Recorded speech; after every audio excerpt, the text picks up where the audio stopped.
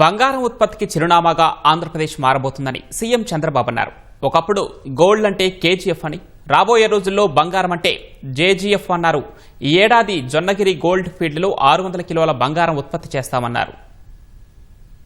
ఇప్పుడు మనకు మరో గోల్డెన్ ఛాన్స్ కూడా వచ్చింది. ఒకప్పుడు గోల్డ్ అంటే కేజీఎఫ్, కోలార్ గోల్డ్ ఫీల్డ్స్. రాబోయే రోజుల్లో గోల్డ్ అంటే జేజీఎఫ్, అంటే జొన్నగిరి గోల్డ్ ఫీల్డ్.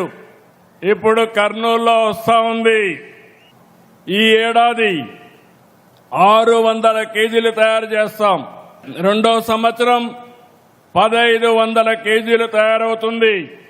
రానున్న రోజుల్లో గోల్డ్ తయారీకి చిరునామాగా మన ఆంధ్రప్రదేశ్ తయారవుతుందని మరొక్కసారి మీ అందరికీ విజ్ఞప్తి చేస్తున్నాం.